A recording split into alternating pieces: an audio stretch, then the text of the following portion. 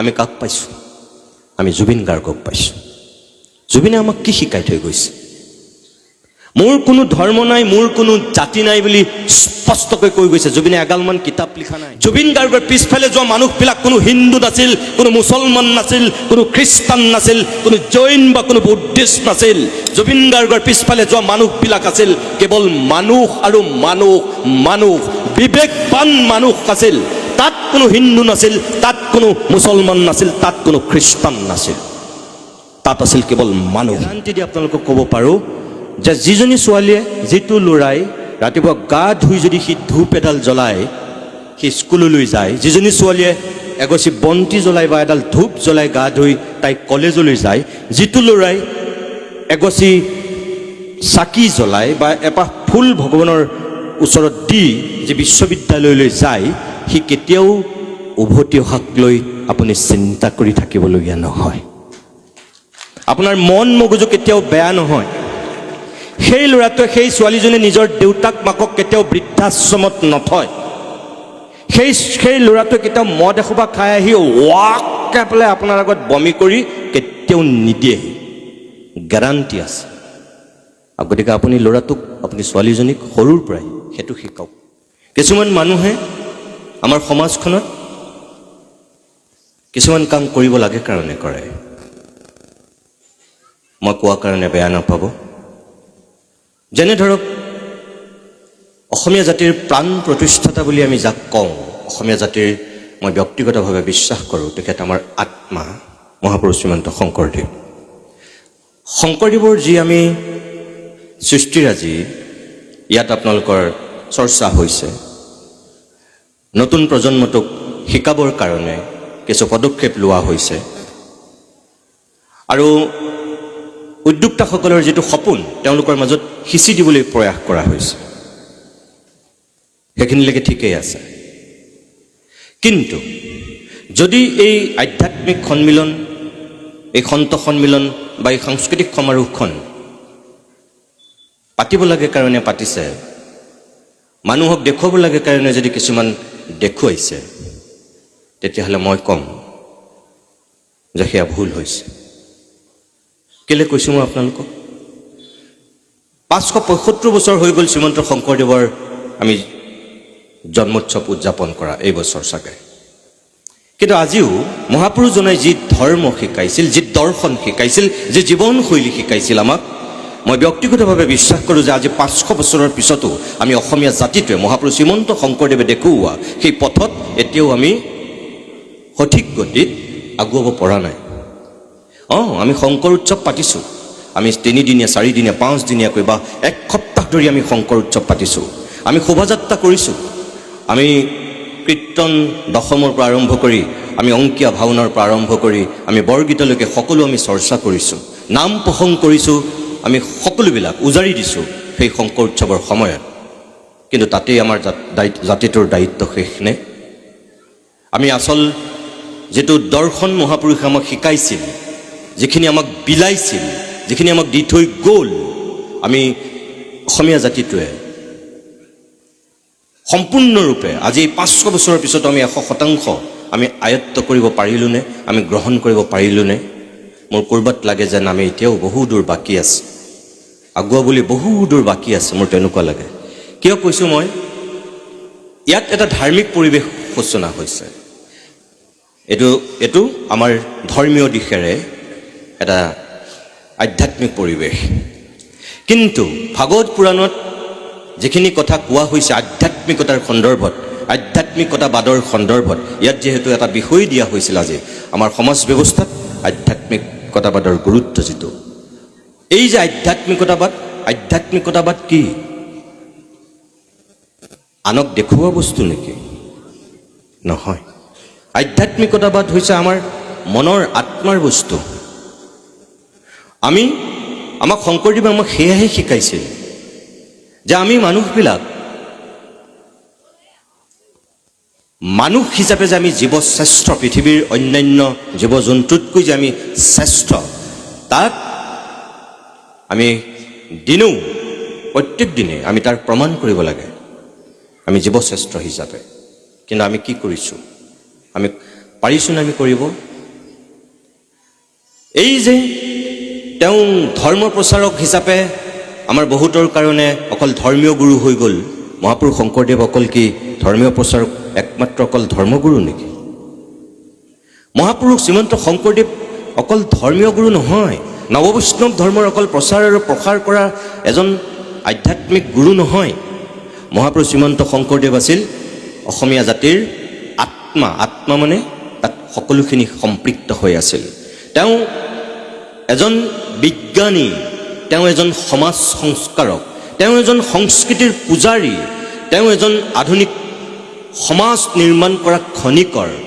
তেওঁ কি দিয়া নাছিল? গীত, নাট, বাদ্য, অভিনয়, কলা, কৃষ্টি, চিত্ৰ কি দিয়া নাছিল আমাৰ জাতিটোক? আৰু সেইখিনি দি তেওঁ কি কৰিব বিচাৰিছিল? মনুষ্যত্বৰ যিটো বিকাশ, মানৱীয় প্ৰমূল্যবোধ, যিটো আদৰ্শ, শ্ৰেষ্ঠ জীৱ হিচাপে মানুহৰ যিখিনি কৰণীয় সেইখিনি তেওঁ বিলাব বিচাৰিছিল। ভাওনাৰ যোগেদি তেওঁ কি কৰিব বিচাৰিছিল? অকল কি মনোৰঞ্জন দিব বিচাৰিছিল? কীৰ্তনৰ যোগেদি তেওঁ কি বিলাব বিচাৰিছিল? ভাগৱত পুৰাণৰ যোগেদি যি অনুবাদ কৰিছিল সেইখিনিৰ যোগেদি তেওঁ কি বিলাব বিচাৰিছিল? মই ভাবোঁ যে আমি কীৰ্তন পাঠ ঠিকেই কওঁ, নাম প্ৰসংগ আমি ঠিকেই কৰোঁ, কিন্তু তাৰপিছতো আমি ক'ৰবাত এটা জেগাত আমি ৰৈ গৈছোঁ। এই যে সত্ৰ আৰু নামঘৰ প্ৰতিষ্ঠা কৰি অসমীয়া মানুহক এটা সুকীয়া আধ্যাত্মিক চেতনা তেখেতে শিকাইছিল। আপোনালোকে ইয়াত যিমানখিনি গুণী জ্ঞানী ব্যক্তি আছে মই আপোনালোকক কওঁ যে আমি অসমীয়া মানুহখিনি ধৰ্মৰ ফালৰ পৰা আমি হিন্দু ধৰ্মৰ পোষকতা কৰোঁ। ভাৰতবৰ্ষৰ আমি ভাৰতীয়সকলৰ সাংবিধানিকভাৱে আমি ধৰ্ম নিৰপেক্ষ। ইয়াত কোনোবা খ্ৰীষ্টান, ইয়াত কোনোবা জৈন, ইয়াত কোনোবা বৌদ্ধিষ্ট, কোনোবা ইয়াত ইছলাম, ইয়াত কোনোবা হিন্দু, সকলো ধৰ্মৰ মানুহ থাকে। আমাৰ শংকৰদেৱে আমাৰ অসমীয়া সমাজখনক এটা দিশত একক অনন্যভাৱে এটা বস্তু দিলে। আপোনালোকে ভাৰতবৰ্ষৰ বিভিন্ন প্ৰান্তলৈ যায়, আপোনালোকে মন্দিৰ দৰ্শন কৰে, মঠ দৰ্শন কৰে, সকলোৱে নিজৰ ধৰ্মীয়টো চেতনাটো মন্দিৰত বিচাৰি পায়, মঠ মন্দিৰত বিচাৰি পায় হিন্দু ধৰ্মৰ মানুহখিনিয়ে। ইছলামে যেনেকৈ মছজিদত বিচাৰি পায়, খ্ৰীষ্টানে যেনেকৈ গীৰ্জাত বিচাৰি পায়, আমাৰ ভাৰতীয় হিন্দুসকলে মঠ আৰু মন্দিৰত বিচাৰি পায়। কিন্তু আমাৰ অসমৰ অসমীয়াসকলে আমাৰ মঠ আছে, আমাৰ মন্দিৰ আছে, আমাৰ দেৱালয় আছে।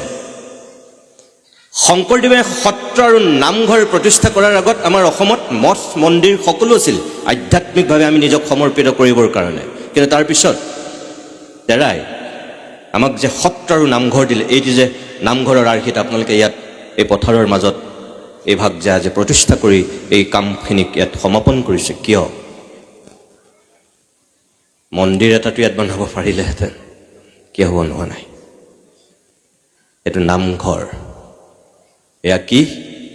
এয়া শংকৰদেৱৰ সৃষ্টি। ভাৰতবৰ্ষৰ ক'তো নাই, যিটো আছে অকল অসমত।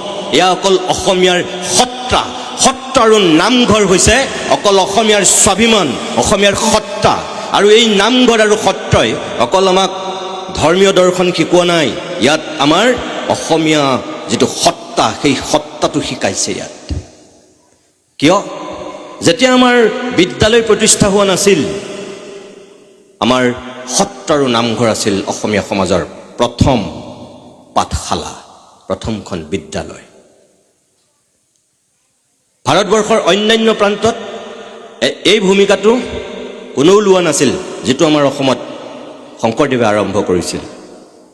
প্ৰথম আপুনি যদি চাই, মানে ইয়াত এই সত্ৰ আৰু নামঘৰ এফালৰ পৰা আমাৰ প্ৰথমটো পুথিভঁৰাল, এফালৰ পৰা প্ৰথমখন ন্যায়ালয়, এফালৰ পৰা প্ৰথমটো আমাৰ সাংস্কৃতিক কেন্দ্ৰ, এফালৰ পৰা আমাৰ প্ৰথমখন বিদ্যালয়, এফালৰ পৰা আমাৰ প্ৰথমটো ক্লাব সংঘ, এফালৰ পৰা আমাৰ সমাজ জীৱনৰ আচল পৰিকাঠামো নিৰ্মাণ কৰা এটা স্তম্ভ সকলো। কিয়? এতিয়া পুথিভঁৰাল সকলোতে আছে, আপোনালোকৰ ইয়াতো আছে লাইব্ৰেৰী, কিন্তু আমাৰ মহাপুৰুষ শ্ৰীমন্ত শংকৰদেৱে কোন কাহানী বাই সত্ৰত লাইব্ৰেৰী প্ৰতিষ্ঠা কৰিছে আওপকীয়াকৈ। আৰু তাৰপিছত মহাপুৰুষ মাধৱদেৱ আৰু পৰৱৰ্তী যিসকল আমি মহাপুৰুষক পাইছোঁ তেখেতসকলে সেই ধাৰাবাহিকতা ৰক্ষা কৰিছে আজি যদি কীৰ্তন আজি যদি দশম বা মহাপুৰুষৰ নাম মাধৱদেৱৰ নামঘোষাৰ পৰা আৰম্ভ কৰি ৰত্নাৱলী ঘোষাৰ পৰা আমি যিমানবিলাক আমি পুথি পালোঁ ক'ত পালোঁ কেনেকৈ পালোঁ আমাৰ যদি সত্ৰ আমাৰ যদি সেই সময়ৰ একাংশ তেৰাৰ শিষ্যই যদি সেইখিনি ধৰি নাৰাখিলেহেঁতেন আমি পালোহেঁতেন নে আজি ইয়াত কি আছে মহাপুৰুষ শ্ৰীমন্ত শংকৰদেৱৰ কীৰ্তন আছে বা ভাগৱতৰ দশম স্কন্ধ ৰাখিছে এয়া ৰাখিছে কিয় তাৰ মানে এই যে মই ক'লোঁ পুথিভঁৰাল এই যে মই ক'লোঁ বিদ্যালয় এই যে মই ক'লোঁ ন্যায়ালয় অসমীয়া সমাজ এই সত্ৰ আৰু নামঘৰ কেন্দ্ৰিক সেইকাৰণে ইয়াত এটা আধ্যাত্মিক চেতনা অনবৰতে জড়িত হৈ আছে যিটো ভাৰতবৰ্ষৰ অন্যান্য প্ৰান্তত নাই সকলো মন্দিৰত গৈ মঠত গৈ দেৱালয়ত গৈ তেওঁলোকে সেই নিজৰ ধৰ্মীয় চেতনাটোক প্ৰমাণ কৰে আপুনি চাওক হয়নে নহয় গোটেই ভাৰতীয় মানুহ কেতিয়া অযোধ্যাৰ ৰাম মন্দিৰ নিৰ্মাণ কৰাৰ পিছত সাষ্টাংগে তাত গৈ সকলো প্ৰণিপাত কৰিছে কিন্তু আমাৰ ইয়াত কামাখ্যা আছে আমাৰ ইয়াত উগ্ৰতৰা আছে আমাৰ ইয়াত উমানন্দ আছে আমাৰ এই শিৱসাগৰত শিৱদৌল আছে কিন্তু তাৰ পিছতো আমাৰ সত্ৰ আৰু নামঘৰ আছে এই যিটো আমাৰ চেতনা শিকাইছিল মহাপুৰুষে আৰু এই চেতনাটোৰ যোগেদি যিটো বাণী বিলাব বিচাৰিছিল ইয়াত আছিল মনুষ্যত্ব মানৱীয়তা প্ৰমূল্যবোধ আৰু সেইটো এটা সুকীয়া আধ্যাত্মিক চেতনা আছিল তাত বৰগীত পৃথিৱীৰ আপুনি ক'তো বিচাৰি নাপায় বৰগীতৰ যিটো সুৰ বৰগীতৰ যিখিনি শব্দ বৰগীতৰ যিটো তাল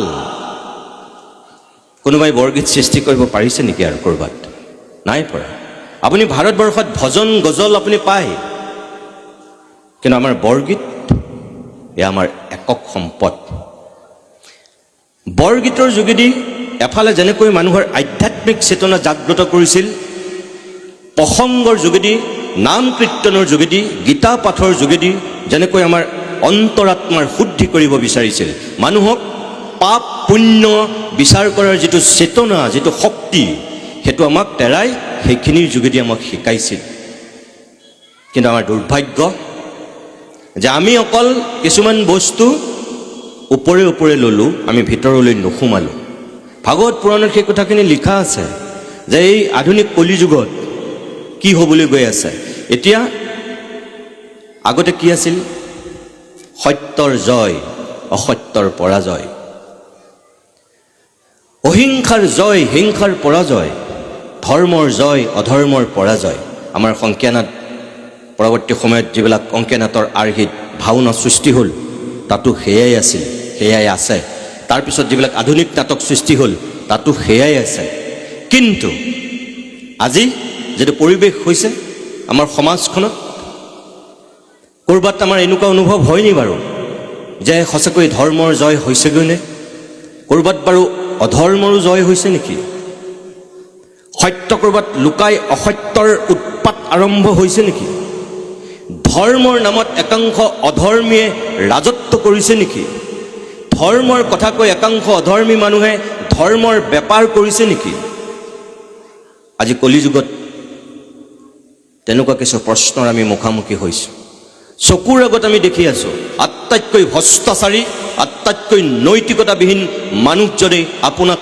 মোক নৈতিকতাৰ কথা শিকাবলৈ লৈছে আটাইতকৈ দুৰ্নীতিগ্ৰস্তজনে এতিয়া আমাক কয় যে দুৰ্নীতি নকৰিবা বুলি আটাইতকৈ যিজন দুৰ্নীতি কৰি টকাৰ খৰাত পাতি পেলাই যি ঐশ্বৰ্য বিভূতিৰ মাজত জীৱন কটাইছে তেওঁ উঠি অহা প্ৰজন্মটোক নৈতিকতাৰ পাঠ শিকায় এয়া কি এয়া ভ্ৰষ্টাচাৰ ভণ্ডামী নে এয়া আধ্যাত্মিকতাবাদ এইটো আধ্যাত্মিকতাবাদ আমাক শংকৰদেৱে কেতিয়াও শিকোৱা নাছিল এই যে মই আপোনালোকক ক'লোঁ এই নামঘৰ পাঠশালা আছিল এই নামঘৰ ন্যায়ালয় আছিল এই নামঘৰ পুথিভঁৰাল আছিল বুলি এটা সময়ত মানুহৰ যেতিয়া দ্বন্দ্ব হৈছিল সংঘাত হৈছিল গাঁৱত তেতিয়াহ'লে তাৰ বিচাৰ ক'ত হৈছিল নামঘৰত যেতিয়া পুলিচ থানা নাছিল যেতিয়া আইন আদালত নাছিল ইয়াত বিচাৰ হৈছিল আৰু যি নামঘৰে ৰায় দিছিল গাঁৱৰ মানুহে সেয়া মানি ল'বলৈ বাধ্য আছিল নামঘৰে যি সিদ্ধান্ত দিব নোৱাৰিছিল সেই সিদ্ধান্ত কোনে দিছিল? সত্ৰই দিছিল। কেইবাখন গাঁৱৰ মাজত কিবা কথাত অমিল হৈছে, দ্বন্দ্ব হৈছে, সেই গঞা কাষ চাপিছিল ক'ৰ? সত্ৰৰ। আৰু সত্ৰৰ ভকত বৈষ্ণৱ সকলো একত্ৰিত হৈছিল গোটেই গাঁৱৰ ৩, ৪খন, 5খন, 6খন, 10খন, 12খন। আজি আপোনালোকে ইয়াত 21খন গাঁৱৰ মানুহ মিলি পেলাই এই অনুষ্ঠানভাগৰ আয়োজন কৰিছে। এই 21খন গাঁৱৰ মানুহ যে মিলি থাকিব লাগে, সম্প্ৰীতি সমন্বয় যে গঢ়িব লাগে, এইটো কোনে শিকাইছিল? সেই সময়ত সকলো আমাৰ সমাজ ভাগি গৈছিল, টুকুৰা টুকুৰ হৈছিল, বেভিচাৰ হৈছিল, ধৰ্মৰ নামত সাংঘাতিক ধৰণৰ অধৰ্মই কাম হৈছিল। আৰু তাৰ বিপক্ষে গৈ এই নামঘৰ প্ৰতিষ্ঠাৰ যোগেদি সেই পৰিৱেশটো ঘূৰাই আনিছিল মহাপুৰুষ শ্ৰীমন্ত শংকৰদেৱে। মঠ মন্দিৰ দেৱালয় থকাৰ পিছত অৰ্থাৎ মানুহক শিকাইছিল আচল ধৰ্ম কি, প্ৰমূল্যবোধ, মানৱতা, নৈতিকতা কি ভাওনাৰ যোগেদি শিকাইছিল। দম্ভ অহংকাৰ যে চব পানী, ঐশ্বৰ্য বিভূতি যে মিছা, চৰিত্ৰ নিৰ্মাণ কৰি সেয়া শিকাইছিল। ক'ত? ক'ৰবাত কেতিয়াবা ৰজাৰ যোগেদি, ক'ৰবাত কেতিয়াবা ৰজাৰ পুতেকৰ যোগেদি, ক'ৰবাত কেতিয়াবা অসুৰৰ যোগেদি। আপুনি অংকীয়া নাটবিলাকলৈ মনত পেলাওক, কি আছিল তাত? যেনে ৰুক্মিণী হৰণ নাটকখনৰ কথা কওঁ। ৰুক্মিণী হৰণ নাটকত আমি কি বিচাৰি পাওঁ? ভীষ্মক এজন অসহায় ৰজা, এই শদিয়াৰে আমাৰ ভীষ্মক ৰজা আছিল। কিন্তু ভীষ্মকৰ পুতেক ৰুক্মবীৰ কি আছিল? দেউতাকৰ কথা নুশুনা। আজি যেনেকৈ কোনোবা উদণ্ড যুৱকৰ উৎপাতত দেউতাক দিশহাৰা, দিগ্ভ্ৰান্ত, বাকৰুদ্ধ হয়, ঠিক একেদৰে ভীষ্মক তেতিয়াৰ দিনৰ তেনেকুৱা এজন উদণ্ড পুত্ৰ ভীষ্মকৰ। ৰুক্মবীৰ ভীষ্মকৰ তেনেকুৱা এজন পুত্ৰ যি দেউতাকৰ কথা নুশুনে। আৰু আজি যেনেকৈ কোনোবা এজন ককায়েকে নিজৰ ভনীয়েকক ভাল পোৱা ল'ৰাটোলৈ বিয়া দিব নিবিচাৰে বহুত কাৰণত। তাৰ ভিতৰত এটা হ'ল কিবা কাৰণত তেওঁ ব্যক্তিগতভাৱে ইগো, বেয়া পায়। ভনীয়েকে যিটো ল'ৰাক ভাল পায় সেই ল'ৰাটোক ককায়েকে কিবা কাৰণত বেয়া পায়। আৰু ককায়েকে কি কয়? ভণ্টি খবৰদাৰ, তই তাক ভাল পাব নোৱাৰ। ভনীয়েকৰ সপোন, ভনীয়েকৰ ভাল পোৱা গুৰুত্বহীন তেওঁৰ কাৰণে। কাৰণ তেওঁ ইগো, তেওঁ জেদ, তেওঁ অহংকাৰ। মোৰ ভণ্টি তই, মই তালৈ কিয় বিয়া দিম? মই যাক পচন্দ কৰিম তই তালৈ বিয়া হ'ব লাগিব। কিবা কাৰণত সেই ল'ৰাটোৰ লগত জেদ থাকিব পাৰে ককায়েকৰ। কিবা কাৰণত ধৰক সি বেছি চোকা, সি ধনী, সি বেছি বুদ্ধিমান, সি বেছি ব্যক্তিত্ব সম্পন্ন, কিবা কিবি XYZ কিবা কিবি, যিটো কাৰণে তেওঁৰ লগত জেদ থাকে। আৰু তেওঁ কি কৰে? অকল নিজেই ভনীয়েকক সেই কাঢ়া কথা নুশুনাই, দেউতাক আৰু মাককো কয়, মা তুমি যদি ভণ্টিক তালৈ বিয়া দিয়া নহয় চাবা কিন্তু কথা বেয়া হৈ যাব। দেউতাকক কি বুলি কয়? দেউতা তই যদি বিয়া দিয় বা আপুনি যদি বিয়া দিয়ে, মই ঘৰত নাথাকোঁ, মই ওলাই যাম। বাপেক অসহায় হয়, একমাত্ৰ পুতেকৰ মুহত চুপ হৈ যায়। জীয়েক গৌণ হৈ যায়, মুখ্য হৈ যায় পুতেক, কাৰণ সি ডাঙৰ। পুতেকে যি কয় অসহায় বাপেকে মানি লয়। কিন্তু ছোৱালীজনীৰ সপোনটো চুৰমাৰ হৈ যায়, তাই ভাল পোৱাবিলাক পানী হৈ যায়। একেই অৱস্থা আজি আছেনে নাই তেনেকুৱা? কিন্তু এই একেটা দৃশ্যই শংকৰদেৱৰ ৰুক্মিণী হৰণত চাওক, কাহা নিবাই তেওঁ সেইখিনি দেখুৱাই থৈ গৈছে। কি দেখুৱাই থৈ গৈছে? ভীষ্মক অসহায় পুতেকৰ ওচৰত। ৰুক্মিণীয়ে কৃষ্ণক ভাল পাইছে, কিন্তু কৃষ্ণলৈ বিয়া নিদিয়ে ৰুক্মবীৰে। শিশুপাললৈ বিয়া দিব বিচাৰিছে, কাৰণ শিশুপাল এজন ৰজা, তেতিয়ালৈকে কৃষ্ণ ৰজা নহয়। চাবলৈ গ'লে ৰুক্মবীৰৰ অহংকাৰৰ মূল্য আছে এফালৰ পৰা, কাৰণ তেওঁ স্বাভিমানী ৰজাৰ পুতেক। তেওঁ ভনীয়েকক কিয় এজন আজিৰ নিবনুৱা যুৱকলৈ বিয়া দিব? সম ষ্টেণ্ডাৰ্ড মেইনটেইন কৰি তেনেকুৱা এজনলৈ বিয়া দিব বিচৰাটো ৰুক্মবীৰৰ চাবলৈ গ'লে একো বেয়া কথা নহয়। কাৰণ মই ৰজাৰ পুতেক, মই হয় ৰজালৈ বিয়া দিম, নহয় মই ৰজাৰ পুতেকলৈ বিয়া দিম। কৃষ্ণলৈ কিয় বিয়া দিম? আৰু কৃষ্ণৰতো গোটেই 1600 গোপিনীৰ লগত প্ৰেম চেম ঢেৰ, চৰিত্ৰ বেয়া, এনেকুৱা টাইপতেই ৰুক্মবীৰৰ ওচৰত চেহেৰাটো।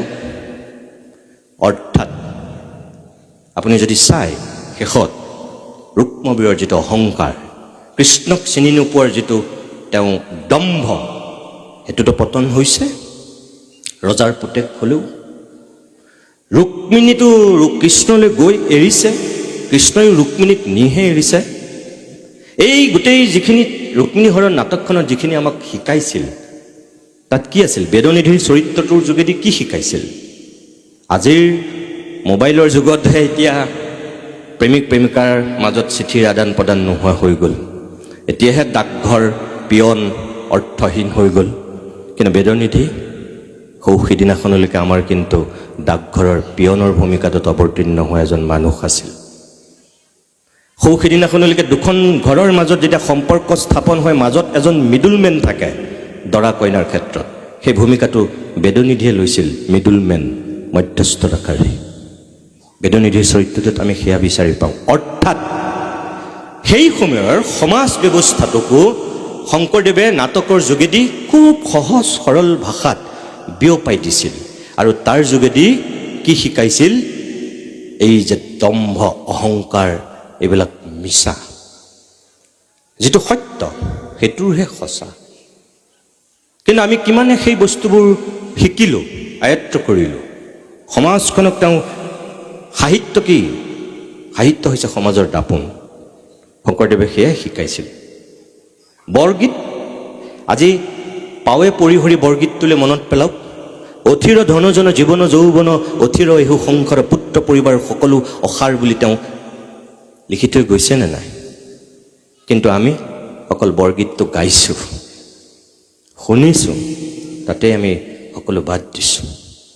অথিৰ ধনজন জীৱন যৌৱন, এইবিলাক সকলো যে মিছা, এটা বৰগীততেই যথেষ্ট, বাকীবিলাক বৰগীত বাদ দিয়ক। কিন্তু আমি পুত্ৰ পৰিবাৰ সকলো মোহত, ধন সম্পত্তি ঐশ্বৰ্য বিভূতিৰ মোহত আমি অন্ধ। শুনিবলৈ বেয়া, ক'বলৈ বেয়া। নামঘৰত আমাৰ যি গীতা পাঠ কৰে, আমাৰ যি প্ৰসংগীয়া নাম গায়, গোটেই গাঁৱৰ মানুহক যিজনে দূৰৰ পৰা আশীৰ্বাদ দিয়ে, ভাল বোলে নমো নমো নাৰায়ণ প্ৰসন্ন হৰি হৰি বুলি যি একদম এটা আশীৰ্বাদ দিয়ে, সেই তেনেকুৱা মানুহেও যেতিয়া জেঠ আহাৰ শাওণ মাহত খেতিপথাৰত নিজৰ আলিটো কাটি কাটি সীমা ঠেলি চেচ কৰে, তেতিয়া সেই মানুহজনৰ আশীৰ্বাদটো বেলেগৰ জীৱনত কামত নাহে। যিজন নামঘৰীয়াই দবা কোবাই, সন্ধিয়া ধূপ জ্বলাই, বন্তি জ্বলাই, গাঁৱৰ কাৰণে মংগল কামনা কৰি সদায় প্ৰাৰ্থনা কৰে, গোটেই মানুহে দবাৰ মাত শুনাৰ লগে লগে গাঁওখনৰ সকলোৱে কৃষ্ণ বুলি নাম লয়, দবা কোবাইছে বুলি। সেই নামঘৰীয়াই যেতিয়া নামঘৰলৈ অহা 10 লিটাৰ তেলৰ 1 লিটাৰ তেলৰ বটলটো মনে মনে ঘৰলৈ লৈ যায়, তেতিয়া সেইটোত আধ্যাত্মিকতাবাদ নাথাকে। সেয়া আধ্যাত্মিকতাবাদৰ ধৰ্মীয় দৰ্শন নহয়, সেয়া হৈছে ভণ্ডামী আৰু সেয়া হৈছে ভ্ৰষ্টাচাৰৰ নামত ভকতে কৰা অত্যাচাৰ। এই যে আপোনালোকে হাত চাপৰি মাৰিছে, তাৰমানে মই কথাটো মিছা কথা কোৱা নাই, এইটোৱেতো প্ৰমাণ। তাৰমানে মই এইটো কথাও আপোনালোকক কৈ দিছোঁ, প্ৰত্যেকটো নামঘৰৰ যে তেনেকুৱা নামঘৰীয়া বা অকল গীতা পাঠ কৰা পাঠে কি আছে সেইটো নহয়, কিন্তু সেইটোও আপোনালোকে মনত ৰাখিব। এইটো ব্যতিক্ৰম, এইটো ক'ৰবাত তেনেকুৱা তেনেকুৱা একাংশ আছে। আপোনালোকে ইয়াত বহুতখিনি মহিলা আছে, এতিয়া আই মাতৃ আছে। মই কথা এটা কওঁ, বেয়া নাপাব আপোনালোকে। ভাদ মাহত আপোনালোকে নামঘৰত গোটেই অসমৰ মানুহবিলাকে নাম গাবলৈ যায়। ভদীয়া নাম বুলি কওক, কিবা বুলি কওক, নামঘৰত সদায় আমি আধ্যাত্মিক চেতনাৰ কাৰণেইতো যাওঁ, মন ভাল লগাবলৈ যাওঁ, নাম গাওঁ। কিয়? কাৰণ কলিযুগত নামেই সাৰ, নামৰ বিনে গতি নাই, কাৰণ মহাপুৰুষে কৈ থৈ গৈছে। সেইকাৰণে আমি শ্ৰাদ্ধ কিবা কিবি যিমানবোৰ পাতোঁ, আমি নাম গাওঁ আৰু নামত আমি নিজকে সমৰ্পিত কৰোঁ। আৰু সঁচাকৈ হৰিনামৰ কিমান এটা চেতনা আছে, আমাক ক'ব নোৱাৰা কৰি দিয়ে হৰিনামে। হালি জালি আমি নামৰ মাজত পাগল হৈ যাওঁ, যিসকলে পিয়ৰ নাম গায়। কিন্তু ভাদ মাহত যিসকলে শাহুৱেক আৰু বোৱাৰীয়েকৰ দুৰ্বাদল কাজিয়া লাগি আহি পেলাই নামঘৰত ফুচফুচাই যিগৰাকী আহি বহে, বুঢ়ীৰ উৎপাতত ঘৰত থাকিব পৰা নাই বুজিছে, গতিকে ইয়াতে গুচি আহিছোঁ, যি কৰে কৰক বুঢ়ীয়ে। এয়া বোৱাৰীয়েকৰ বক্তব্য। হাত চাপৰি আহি আছে কিন্তু। আৰু শাহুৱেকে কয়, এই জহনী জাতিজনী জহত মোক নিস্তাৰ দিয়ে নাই ঘৰত বুজিছা, ভাতেই নাখালোঁ আজি, যিহে অত্যাচাৰ কৰিছে নহয়, কেনেকৈ যে আছোঁ মইহে জানো, এনেকৈ কয় শাহুৱেকে বোৱাৰীয়েকৰ বদনাম গাই। ভাদমহীয়া নাম তেওঁৰ কাৰণে এটা মাত্ৰ চিম্বল। তেওঁ খং, ৰাগ, বিতৃষ্ণা, বিৰক্তি সকলোবিলাক লৈ আহি এই আয়তীসকলৰ লগত তেওঁ বহি থাকে। কিন্তু তেওঁ মন থাকে নামঘৰত নহয়, নামত নহয়, ঘৰত। এই দ্বন্দ্ব, এই সংঘাতটো লৈহে তেওঁ গুজৰি গুমৰি বহি থাকে। সেয়া কিন্তু নাম নহয়, সেয়া কিন্তু আধ্যাত্মিকতাবাদ নহয়। আপোনালোক যিসকল আই মাতৃ আছে, আপোনালোকেই হাত চাপৰি মাৰি আছিল, মই চাই আছোঁ নহয় এই কথাকেইটা কৰোঁতেনে। কাৰণ কথাটো সঁচা। এইটোও ঠিক যে সকলো শাহু আৰু সকলো বোৱাৰী তেনেকুৱা নহয়, এইটো ব্যতিক্ৰম। কিন্তু মোৰ কথাটো হ'ল, এই ব্যতিক্ৰমখিনি কিয়? নামঘৰ পৰচৰ্চা কৰাৰ কেতিয়াও কেন্দ্ৰ হ'ব নোৱাৰে। নামঘৰীয়া, নামঘৰৰ গীতা পাঠ কৰা পাঠে কি কেতিয়াও সেই তেলৰ বটলটো লৈ যোৱা বা জেঠ আহাৰমহীয়া আলি কাটি কাটি সীমা ঠেলা মানুহ হ'ব নোৱাৰে, এইটো হ'ব নালাগে কেতিয়াও। হয়নে নহয় আপোনালোকে কওক? কিন্তু হয়তো আছে। শুনিবলৈ বেয়া, ক'বলৈ বেয়া। আজি অসমৰ যিমানকেইটা স্বনামধন্য নাম জ্বলা নামঘৰ আছে, সেই নামঘৰসমূহৰ ভিতৰত দুই এক এনেকুৱা নামঘৰ আছে যি নামঘৰৰ মজিয়া ভকতে ৰক্তাক্ত কৰিছে, সঁচা সঁচিকে দুঃশাসনৰ ৰক্তপান কৰাৰ দৰে। কিয়? টকা পইচাৰ বিত্তীয় খেলি মেলিৰ কাৰণে। মই ক'ব পাৰোঁ নামঘৰৰ নাম, এই গোলাঘাট জিলাৰ আঠখেলীয়া নামঘৰ। হয়নে নহয় কওক আপোনালোকে? টেলিভিশ্যনত আপোনালোকে দেখিছিলেনে কেনেকৈ কাজিয়া লাগিছিল নামঘৰৰ মজিয়া? হ'ব লাগিছিল জানো?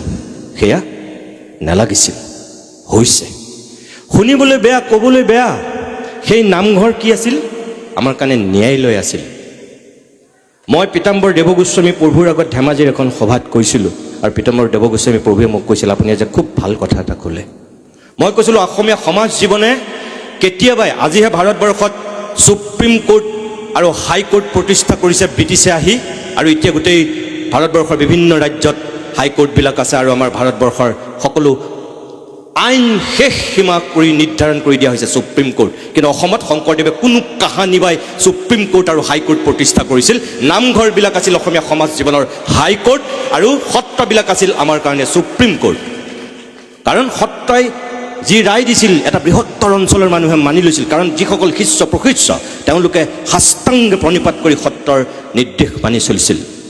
গাঁওবিলাক সেইকাৰণে আছিল আমাৰ উচ্চ ন্যায়ালয়, উচ্চতম ন্যায়ালয় নহয়, উচ্চ ন্যায়ালয়। কিন্তু সেই উচ্চ ন্যায়ালয় হোৱা নামঘৰ সঁচা সঁচিকে এতিয়া বিত্তীয় কেলেংকাৰীত গৈ নিজে নিজে আজিৰ আধুনিক উচ্চ ন্যায়ালয়ত শৰণাপন্ন হৈছেগৈ। বহু সত্ৰৰ সত্ৰাধিকাৰ প্ৰভু এতিয়া সত্ৰৰ সত্ৰাধিকাৰ আৰু বুঢ়া ভকতৰ দুৰ্বাদল কাজিয়া অকল সত্ৰলৈ অহা অনুদানটোৰ কাৰণে, আৰু গৈ পেলাই তেওঁলোক এতিয়া পাইছেগৈ সঁচা সঁচিকে গুৱাহাটী উচ্চ ন্যায়ালয়। এয়া অসমৰ সমাজ জীৱনৰ কাৰণে অত্যন্ত দুৰ্ভাগ্যৰ কথা, ট্ৰেজেডি এইটো। সত্ৰৰ সত্ৰাধিকাৰ প্ৰভু কেতিয়াও যাব নালাগিছিল গুৱাহাটী উচ্চ ন্যায়ালয়লৈ। কেতিয়াও বুঢ়া ভকতৰ লগত সত্ৰাধিকাৰ প্ৰভুৰ বিত্তীয় অনুদানক লৈ কাজিয়া হ'ব নালাগিছিল। সেইটো ভুল। কাৰণ তেওঁলোকক আমি অনুসৰণ কৰিছিলোঁ, কিন্তু তেওঁলোকে যেতিয়া সেই কাম কৰিছে মানুহৰ মন ভাগি গৈছে। এটা কথা আপোনালোকে সদায় মনত ৰাখিব, কোনোবাই মোক বেয়া পায়, আমাৰ ইঞ্জিনিয়াৰিং কলেজ ঢেৰ হৈছে, আমাৰ বিশ্ববিদ্যালয় ঢেৰ হৈছে, আমাৰ ফ্লাইঅভাৰ ঢেৰ হৈছে। আমি প্ৰয়োজন হৈছে আমি এটা অট্টালিকা ভাঙি দিছোঁ আৰু নতুনকৈ এটা অট্টালিকা নিৰ্মাণ কৰিছোঁ। প্ৰয়োজন হৈছে এখন দলং ভাঙি দিছোঁ, আকৌ নতুনকৈ এখন দলং আমি নিৰ্মাণ কৰি দিছোঁ। প্ৰয়োজন হৈছে আমি বিশাল এটা অডিটৰিয়াম ভাঙি দিছোঁ, আমি নতুনকৈ এটা তাত কেইবামহলীয়া অডিটৰিয়াম নিৰ্মাণ কৰিছোঁ। এয়া আমাৰ প্ৰগতি, এয়া আমাৰ উন্নতি। চাবলৈ গ'লে ভাল কথা, কিন্তু সেইবিলাক কৰিবলৈ গৈ আমি যিবিলাক মানুহে প্ৰকৃতি ধ্বংস কৰিছোঁ, যিবিলাক মানুহে আমি পাহাৰ ধ্বংস কৰিছোঁ, যিবিলাক মানুহে আমি পৰ্বত ধ্বংস কৰিছোঁ, আৰু তাতোতকৈ ডাঙৰ কথা যিবিলাক মানুহে আমি মানুহৰ মনবিলাক ভাঙি দিছোঁ। মনত ৰাখিব, ৰাস্তা আপুনি ভাঙিলে নিৰ্মাণ কৰিব পাৰে, দলং ভাঙিলে আপুনি নিৰ্মাণ কৰিব পাৰে, অট্টালিকা ভাঙিলে আপুনি নিৰ্মাণ কৰিব পাৰে, কিন্তু মানুহৰ মনবিলাক ভাগি গ'লে নিৰ্মাণ কৰিব কোনেও নোৱাৰে। মানুহৰ মনবোৰ আচল কথা। এই যে আমাৰ মন ভাঙিছে আধ্যাত্মিক গুৰুৱে, ডাঙৰ ডাঙৰ মানুহে, এইটো আমাৰ কাৰণে খুব বেয়া কথা হৈছে। কি ধৰ্মীয় গুৰুৱেই হওক, কি বুদ্ধিজীৱীয়েই হওক, কি সামাজিক সংগঠনৰ নেতৃত্ব দিয়া ব্যক্তিয়েই হওক, কি ৰাজনৈতিক নেতাই হওক, সকলোৱে আমাৰ মন ভাঙিছে। কিন্তু মন ভাঙিব নালাগিছিল। আধ্যাত্মিক চেতনাৰ সমৃদ্ধ অসমীয়া জাতিক মন ডাঠ কৰিবলৈ শিকাইছিল শংকৰদেৱ আৰু মাধৱদেৱে। মন ভাঙিবলৈ শিকোৱা নাছিল সকলো দিশৰ পৰা। আপুনি দৰ্শন শিকক, আপুনি ধৰ্ম শিকক। শংকৰদেৱে কেতিয়াও আনৰ ধৰ্মক ঘীন কৰিবলৈ কোৱা নাছিল। শংকৰদেৱে সকলো জীৱকে সমদৃষ্টিৰে চাবলৈ কৈছিল। কুকুৰ চিগাল গদৰ ভৰু আত্মৰাম বুলি কৈছিল। তাৰমানে সকলো জীৱৰে সমান আত্মা, সমান মৰ্যাদা দিছিল। জীৱ হত্যা মহাপাপ। শংকৰদেৱে সেইকাৰণে সেয়া বাণী আমাক শিকাই থৈ গৈছিল। কিন্তু আমি কি কৰিছোঁ এতিয়া? শংকৰদেৱে এক কৰিছিল, সকলো ভকতক লৈ এখন অসম নিৰ্মাণ কৰিব বিচাৰিছিল, যিখনত মুছলমানৰ চানখাই, গাৰুৰ গোবিন্দ, নগাৰ নৰোত্তম, ভটিয়াৰ দামোদৰ, মিচিঙৰ পৰমানন্দ, কছাৰীৰ বৰাই পৰা ধৰি সকলো আছিল। তাৰমানে মুছলমানৰ চানখাই, গাৰুৰ গোবিন্দক, মিচিঙৰ পৰমানন্দক, কছাৰীৰ বৰাইক তেওঁ শিষ্যত্ব দি সেই সময়তে তেওঁ কি শিকাইছিল? উচ্চ নিচ জাত পাত, এইটো নহয়। এখন অসম, এখন সমাজ। সেইকাৰণে তেওঁ মুছলমানৰ চানখাইক শিষ্যত্ব দিছিল। সেইকাৰণে লাই খুঁটা প্ৰতিষ্ঠাত মুছলমানৰ চানখাইক লগত লৈ লৈছিল। গাৰো খ্ৰীষ্টান, কিন্তু গোবিন্দক তেওঁ লগত লৈ লৈছিল। মিচিঙৰ পৰমানন্দ, আজিও শুনিবলৈ বেয়া, ক'বলৈ বেয়া, মাজুলীৰ বহু এনেকুৱা সত্ৰাধিকাৰ আছে য'ত আজি ৩৬খন সত্ৰ আছে। এটা সময়ত তাত আৰু বেছি আছিল। মাজুলীক সহায় নিয়াৰ কাৰণে এতিয়া ৩৬খনলৈ হ'ল। য'ত আমাৰ সত্ৰ সংস্কৃতিৰ পীঠস্থান, এটা জেগাত ৩৬খন সত্ৰ আছে, অসমৰ ক'তো নাই। সেই ৩৬খন সত্ৰ থকা জেগাত আজি ৬৪টা হ'ল গীৰ্জাঘৰ। কিয়? কাৰ ভুলৰ কাৰণে? কিয় মিচিংসকলক কিয় আমি অসমীয়া কৰি ৰাখিব নোৱাৰিলোঁ? কিয় আমি হিন্দু কৰি ৰাখিব নোৱাৰিলোঁ? কিয় আমি তেওঁলোকক খ্ৰীষ্টান হ'বলৈ বাধ্য কৰিলোঁ? তাৰ কাৰণে কোন দায়ী? মোক কোনোবাই ক'লে বেয়া পায়, মই কিন্তু ক'ম যে তাৰ কাৰণে কেতিয়াও মিচিং জনগোষ্ঠীৰ লোকসকল দায়ী নহয়। তাৰ কাৰণে আমি যিসকল এই বৰা অসমীয়া, গোসাঁই, ব্ৰাহ্মণ, আমি অসমীয়াকেইটা দায়ী তাৰ কাৰণে। কাৰণ এতিয়াও বহুত সত্ৰাধিকাৰ আছে। মিচিং এজনে সেৱা কৰিবলৈ গ'লে বাদ দিয়ক, আমি কলিতাকেইটাই, আমি কোঁচকেইটাই সেৱা কৰিবলৈ গ'লেও আমাক বিস্কুট দলিয়াই দিয়ে, নিৰ্মালিটোত দলিয়াই দিয়ে, কুকুৰক যে বিস্কুটটো দলিয়াই দিয়ে এনেকৈ। এইটো শংকৰদেৱে কেতিয়াও শিকোৱা নাছিল। সেই মনুষ্যত্ব নাছিল। এয়া পিছত হৈছে। শংকৰদেৱে সকলোকে সমদৃষ্টিৰে চাইছিল। সেয়াহে হ'ব লাগিছিল, সেয়া নহ'ল। সেইটো কাৰণে আমাৰ পৰা কোনোবা আঁতৰি গৈছে। এই যিটো দৰ্শন, এই যে মই ক'লোঁ সকলো ধৰ্মক সমদৃষ্টিৰে চোৱা, সকলো মানুহক ধনী উচ্চ নিচ সকলোকে আমি এক কৰি আমি যিখন সমাজ নিৰ্মাণ কৰিছিল, গুৰুৱে এক কৰিছিল, এতিয়া আমি ভকতে ভাগ কৰিছোঁ। তেৰাৰ নামতে আমি ভাগ কৰিছোঁ। কোনোবা সত্ৰ মহাসভা, কোনোবা শংকৰ সংঘ, কোনোবা শংকৰদেৱ অধ্যয়ন কেন্দ্ৰ, কোনোবা শংকৰী সংস্কৃতি। কিমান যে আমি ভাগ হৈছে শংকৰদেৱৰ নামত। কিন্তু শংকৰদেৱেতো সকলোকে একহে কৰিছিল। নিহিংসিবা পৰৰ ধৰ্মক তেখেতে কেতিয়াবা কৈ থৈ গৈছে। নিহিংসিবা পৰৰ ধৰ্মকো কদাচিতো, কৈছে নাই শংকৰদেৱে? কিন্তু আজি আমি যিবিলাক নিজে ধৰ্মীয় বুলি কওঁ, আমি আনৰ ধৰ্মক ঘীন বুলি কওঁ। শংকৰদেৱেতো কোৱা নাই, তেওঁ নাহাঁহিবলৈহে কৈছিল, হীন বুলি নাভাবিবলৈহে কৈছিল, ঘৃণা নকৰিবলৈহে কৈছিল। কিন্তু এতিয়া আমি কি কৰোঁ? আমি আনৰ ধৰ্মক আমি হীন বুলি ভাবোঁ, ঘৃণ কৰোঁ আমি।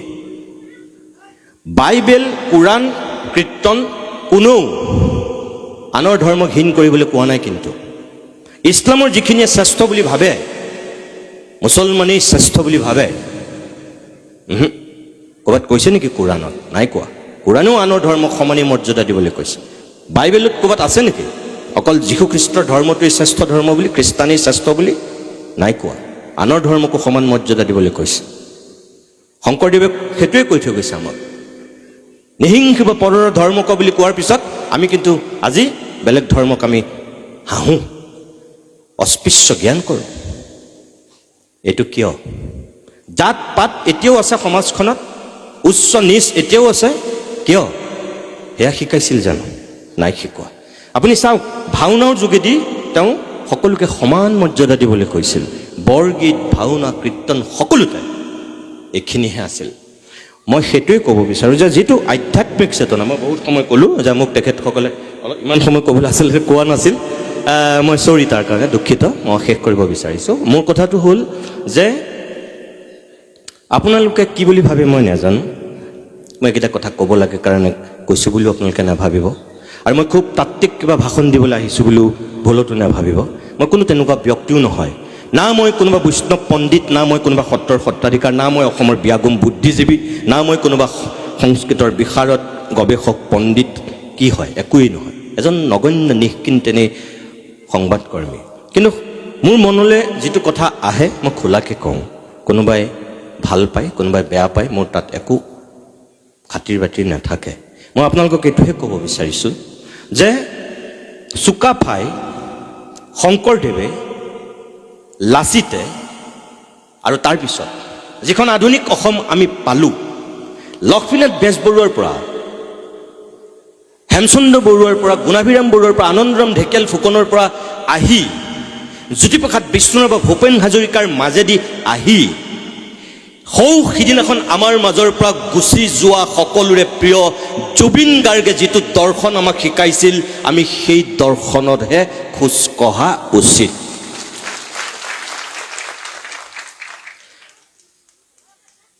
আমি দেখা, আমি লগ পোৱা শ্ৰেষ্ঠ যিকেইজন অসমীয়া, আমি শংকৰদেৱক নাই পোৱা, আমি মাধৱদেৱক নাই পোৱা, আমি দামোদৰদেৱ বা আমি হৰিদেৱক নাই পোৱা, আমি লক্ষ্মীনাথ বেজবৰুৱাকো আমি নাই পোৱা, আমি হেমচন্দ্ৰ বৰুৱাকো নাই পোৱা, আমি গুণাভিৰাম বৰুৱাকো নাই পোৱা, আমি আনন্দৰাম ঢেকীয়াল ফুকনহঁতকো নাই পোৱা, আনকি আমি জ্যোতিপ্ৰসাদ আৰু বিষ্ণুৰাভকো নাই পোৱা। আমাৰ দেউতাহঁতে পাইছে। কিন্তু আমি কাক পাইছোঁ? আমি পাইছোঁ ভূপেন হাজৰিকাক, আমি পাইছোঁ মামণি ৰয়ছম গোস্বামীক, আমি পাইছোঁ হোমেন বৰগোহাঁইক, আৰু তাৰ পিছৰ প্ৰজন্মত যদি আমি কওঁ আমি কাক পাইছোঁ? আমি জুবিন গাৰ্গক পাইছোঁ। জুবিনে আমাক কি শিকাই থৈ গৈছে? মোৰ কোনো ধৰ্ম নাই, মোৰ কোনো জাতি নাই বুলি স্পষ্টকৈ কৈ গৈছে। জুবিনে এগালমান কিতাপ লিখা নাই, শংকৰদেৱৰ নিচিনা কীৰ্তন পুথি লিখি থৈ যোৱা নাই, ভূপেন হাজৰিকাৰ নিচিনা দাৰ্শনিক গ্ৰন্থ লিখি থৈ যোৱা নাই, হোমেন বৰগোহাঁইৰ নিচিনা অসমীয়া সাহিত্যৰ সৌজ নিৰ্মাণ কৰিব পৰা একো কিতাপ জুবিনে লিখি থৈ যোৱা নাই। কিন্তু জুবিনে মুখেৰে যিকেইটা সৰু সৰু কথা কৈ থৈ গৈছে, জুবিনৰ গীতত যিখিনি বাণী আছে, এই গীতৰ যিটো ভাষা, যিটো দৰ্শন, সেইটোৱে যদি আমি শিকিলোহেঁতেন, তেতিয়াহ'লে অসমীয়া জাতি আজি বহু দূৰ আগুৱাই গ'লহেঁতেন। ভূপেন হাজৰিকাৰ দৰ্শনটো যদি আমি শিকিলোহেঁতেন, গান বুলি নুশুনি, গান বুলি নাভাবি যদি আমি যদি ভূপেন হাজৰিকাৰ গীতত থকা প্ৰতিটো দৰ্শন আমি শিকিলোহেঁতেন, আপুনি যিকোনো এটা গীতলৈ মনত পেলাওক, মহাবাহু ব্ৰহ্মপুত্ৰ মহামিলনৰ তীৰ্থ, আপুনি সেই গীতটোলৈ মনত পেলাওক, কি আছে তাত? সমন্বয় আৰু সম্প্ৰীতিৰ কথাই আছে তাত। বৰ অসমখনেই তাত ৰিফ্লেক্ট হয়, প্ৰতিফলন ঘটে। জুবিনৰ প্ৰত্যেকটো গীতত সোণৰে সজোৱা পজা জহি খহি যায়, আপুনি মনত পেলাওক, কি আছে তাত? যন্ত্ৰ, আমি যেন যন্ত্ৰ, কি আছে তাত? মানুহৰ ৰুহ বাস্ত্ৰবাস।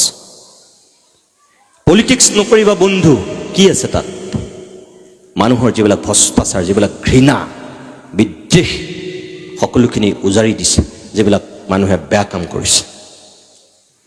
তাৰমানে আমাক আমাক কি শিকাই থৈ গৈছে? আমাক মনুষ্যত্ব শিকাইছে, আমাক মানৱতা শিকাইছে, আমাক দৰ্শন শিকাইছে। কিন্তু আমাৰ দুৰ্ভাগ্য, আমি কি কৰিছোঁ এতিয়া? ছিংগাপুৰৰ পৰা আহি গুৱাহাটী বৰঝাৰ বিমানবন্দৰৰ মাজেদি আহি সৰু সজাইত থাকি সৰু সজাইৰ পৰা সোণাপুৰলৈ যোৱালৈকে জুবিনৰ পিছফালে যিমানবিলাক লাখ লাখ মানুহ গোট খালে, অকল অসম নহয়, ভাৰতবৰ্ষ নহয়, পৃথিৱীত ৰেকৰ্ড হ'ল, বিশ্বত ৰেকৰ্ড হ'ল যে এগৰাকী সংগীত শিল্পীৰ পিছত, মাইকেল জেকছনৰ পিছত গোট খোৱা মানুহ ইমানখিনি পৃথিৱীত ক'তো নাছিল। অসমীয়া মানুহে দেখুৱাই দিলে যে আমি কিমান সংস্কৃতিবান মানুহ। কিয় কৈছোঁ মই? জুবিন গাৰ্গৰ পিছফালে যোৱা মানুহবিলাক কোনো হিন্দু নাছিল, কোনো মুছলমান নাছিল, কোনো খ্ৰীষ্টান নাছিল, কোনো জৈন বা কোনো বুদ্ধিষ্ট নাছিল। জুবিন গাৰ্গৰ পিছফালে যোৱা মানুহবিলাক আছিল কেৱল মানুহ আৰু মানুহ, মানুহ, বিবেকবান মানুহ আছিল। তাত কোনো হিন্দু নাছিল, তাত কোনো মুছলমান নাছিল, তাত কোনো খ্ৰীষ্টান নাছিল, তাত আছিল কেৱল মানুহ। আৰু সেইকাৰণে আমি এটা অভিলেখ সৃষ্টি কৰিছিলোঁ। জুবিনে সেয়াই শিকাই থৈ গৈছিল। মোৰ অনুপস্থিতিত তোমালোকে মায়াবিনী গীত গাবা। আজি মায়াবিনী এটা আধুনিক গীত নহয়। মই ভাবোঁ আমি গোৱা মই দূৰ আচাৰত তুমি চিত প্ৰীতিমূৰ প্ৰহমাই আদি কৰি নাজানো হো আবাহন অপৰাধ বিনাশনৰ নিচিনাকৈ মায়াবিনী এতিয়া এটা আধুনিক প্ৰাৰ্থনা, অসমীয়া সমাজ জীৱনৰ এটা আধুনিক প্ৰাৰ্থনা সংগীত। আজিৰ দিনত মই ভাবোঁ মায়াবিনী, যিটো গীত নাগালে অসমৰ কোনো সাংস্কৃতিক অনুষ্ঠান নহয়, যিটো গীত নাগালে কোনো সংগীতৰ প্ৰতিযোগিতা এতিয়া নচলে, মায়াবিনী এতিয়া তেনেকুৱা এটা পৰ্যায়ত। কিয়? কোনে লৈ গ'ল? কোনে লৈ গৈছে সেই পৰ্যায়লৈ? আজি জুবিনক যে ঈশ্বৰ পুত্ৰ বুলি কৈছে, ভগৱানৰ নিচিনা যে মানুহে পূজা কৰিছে, আপোনালোকে দেখিছিলে কোনোবাই?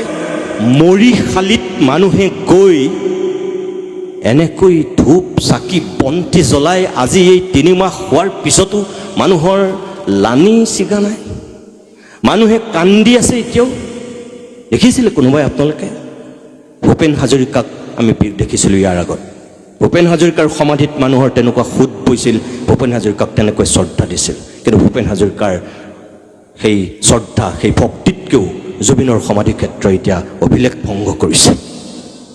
আজিৰ দিনতো মানুহৰ যিটো আৱেগ, মানুহৰ যিটো শ্ৰদ্ধা ভক্তি, এয়া কি কি কি দেখিছে আপোনালোকে? আধ্যাত্মিকতাবাদ দেখিছে। কোনো খুজি অনা নহয়, কোনো টানি অনা নহয়। অসমীয়া মানুহে স্বতঃস্ফূৰ্তভাৱে গৈ জুবিনৰ সমাধি ক্ষেত্ৰত মূৰ দোৱাইছে, ধূপ জ্বলাইছে, বন্তি দিছে আৰু প্ৰাৰ্থনা কৰিছে যে তুমি য'তে আছা ভালে থাকা। মনে প্ৰাণে বহুত ছোৱালীয়ে, বহুত গৰ্ভৱতী মহিলাই ভাবিছে যে এনেকুৱা এটা সন্তান যিনি মোৰ গৰ্ভত আকৌ ধাৰণ কৰে, আহক, জুবিনেই আহক, এনেকৈ ভাবিছে। কিয়? কিয় ভাবিছে? এই জুবিনে যিটো আমাক শিকাই থৈ গ'ল। জুবিনে মোৰ লগত হোৱা সাক্ষাৎকাৰতে কৈছিল যে মই যিটো কাম কৰি থৈ যাম 100 বছৰলৈ কোনেও কৰিব নোৱাৰে। আৰু মই ভাবোঁ 100 বছৰলৈ নহয়, জুবিন গাৰ্গে আমাক যিখিনি শিকাই থৈ গৈছে, যিখিনি দৰ্শন বিলাই থৈ গৈছে, 1000 বছৰলৈ আৰু কোনো অসমীয়াই সেয়া কৰিব নোৱাৰে। গতিকে আমি সেই দৰ্শনত আমি আগবঢ়া উচিত। জুবিনৰ গীতবিলাক অকল আধুনিক সংগীত নহয়, আপোনালোকে ভুল নকৰিব। জুবিনৰ গীতত এই আধ্যাত্মিকতাবাদ আছে। তাৰমানে কি? জুবিনৰ গীতবিলাক শুনকচোন, ভালকৈ মন দি শুনক। এই যে মায়াবিনী গীতটো আমি ভাবি আছোঁ এটা ৰোমান্টিক প্ৰেমৰ গীত। আমি ভাবি আছিলোঁ এজনী ছোৱালীক লৈ লিখিছে। চাবলৈ গ'লে এফালৰ পৰা যদি চাওঁ, আমি এইটো প্ৰেমৰ গীত বুলিয়েই ভাবিব পাৰোঁ, সেইটো সঁচা কথা। কিন্তু আনফালে যদি আপুনি চায়, আধ্যাত্মিক দিশেৰে যদি আপুনি চাওকচোন আপুনি গীতটো আৰম্ভণিৰ পৰা গাওক। দক্ষিণপাট সত্ৰৰ সত্ৰাধিকাৰ প্ৰভু ননীগোপাল গোস্বামীয়ে অলপতে সেই মায়াবিনী গীতটোৰ বিশ্লেষণ কৰিছে। সম্পূৰ্ণৰূপে তেখেতে এটা আধ্যাত্মিক দৰ্শনৰ গীত হিচাপে গোটেই গীতটোক তেখেতে বিশ্লেষণ কৰি দেখুৱাইছে। তাৰমানে মায়াবিনী ৰাতিৰ বুকুত দেখা পালোঁ তোমাৰ ছবি, মায়াবিনী, মায়া, মায়াৰে থকা এটা ৰাতি। মায়া কি? মায়া আৰু মোহ কি? আমিতো সেই মায়াতেই বন্দী। দেখা পালোঁ তোমাৰ মুখ, যদি আমি স্ৰষ্টাৰ কথা ভাবিছোঁ? অকল আমি এজনী ছোৱালীৰ মুখৰ কথা কিয় ভাবোঁ? আমি যদি ভাবোঁ যে মায়াবিনী ৰাতি দেখা পালোঁ তোমাৰ ছবি, যদি আমি কৃষ্ণ বুলি ভাবোঁ, আপুনি তাৰপিছত সোমাই সোমাই যাওকচোন, কি দেখিব গীতটোত? এয়া হৈছে আধ্যাত্মিকতাবাদ। সেইখিনি কাৰণেই চাগে এতিয়া মই ভাবোঁ মায়াবিনী এটা আধুনিক গীত নহয়, এটা আধুনিক প্ৰাৰ্থনালৈ ৰূপান্তৰিত হৈছে। গতিকে আপোনালোকৰ প্ৰতি মোৰ অনুৰোধ সেইটোৱেই যে কোনোবাই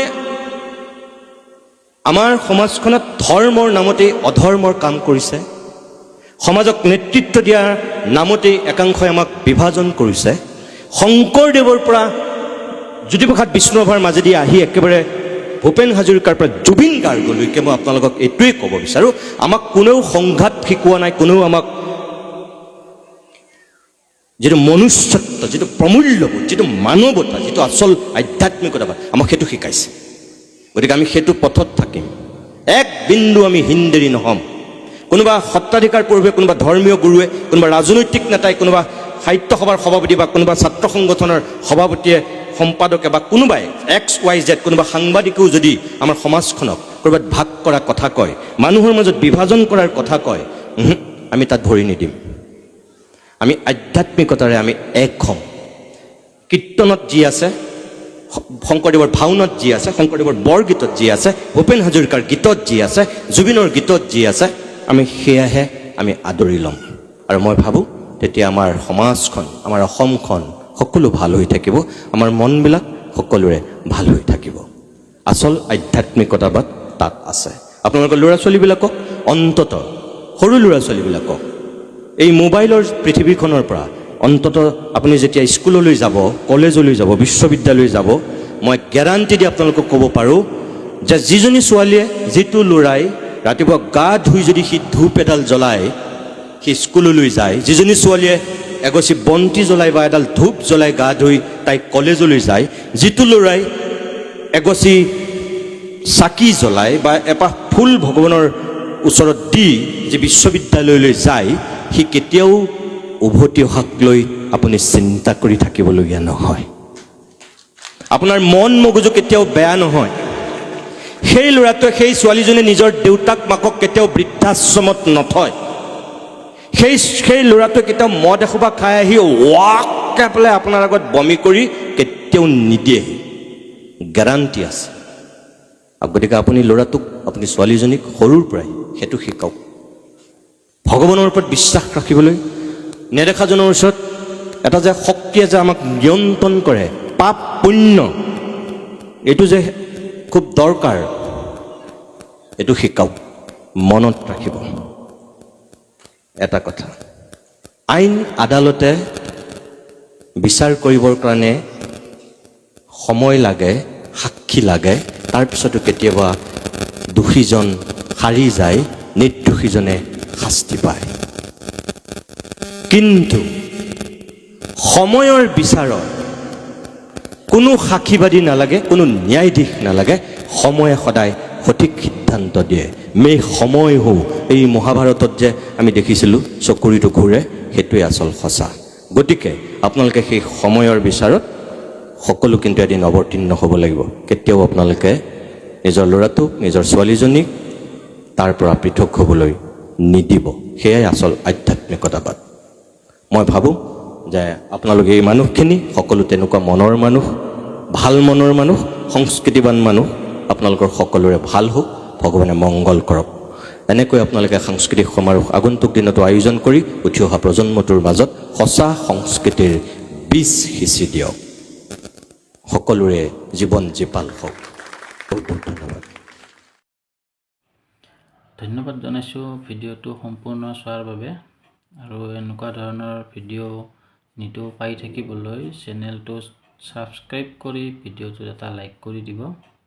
আৰু লগতে বহুত বহুত ধন্যবাদ জনাইছোঁ নিতুমণি শইকীয়া ডাঙৰীয়াক। তেখেতৰ কথাখিনি সঁচাকৈ অন্তৰ চুই গৈছে। আজিৰ সমাজৰ প্ৰকৃত স্বৰূপটো তেখেতৰ কথাৰ মাজেদি ফুটি উঠিছে। তেখেতলৈ অশেষ ধন্যবাদ থাকিল।